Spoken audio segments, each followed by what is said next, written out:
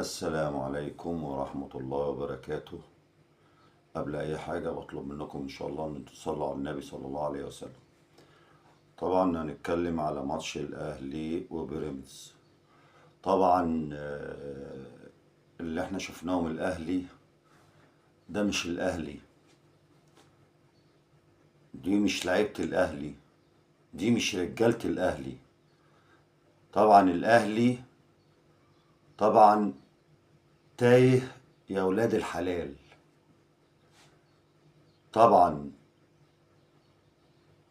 مفروض اللعيبة بعد تعادل انبي والزمالك كانت تنزل تاكل النجيلة، بس احنا ما شفناش الكلام ده. شفنا فرقة مهلهلة وهزيمة تقيلة وهزيمة مذلة. طبعا لما بيراميدز يكسبنا الدور الأولاني ويكسبنا الدور التاني، يعني رايح جاي.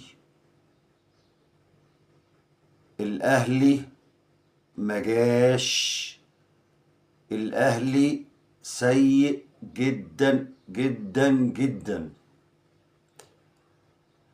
الأهلي يعني مش لاقي وصف أوصفه بيه. طبعا احنا قلنا اللعيبة هتاكل النجيلة عشان التعادل بتاع انبي مع الزمالك نقص منهم نقطتين، وانت تيجي تغلب بيراميدز يبقى انت الفرق بينك وبينهم 3 نقاط. تيجي تلعبهم يوم الجمعة ان شاء الله كنت هتبقى قدهم في النقاط، يعني انت 50 وهم 50. لكن ما شفناش الكلام ده.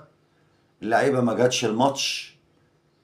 إدارة فنية يعني سيئة جدا جدا جدا جدا. مش ده الأهلي يا جماعة، دول اللعيبة دي أشباه الأهلي، أشباه ملهاش دعوة بالأهلي خالص. لعيبة بملايين، ولا مؤاخذة يعني ما تنفعش تلعب لا مؤاخذة في نادي درجة رابعة. يعني فرقة بقت مهلهلة مهلهلة مهلهلة. النادي الأهلي لازم يكون في حل سريع.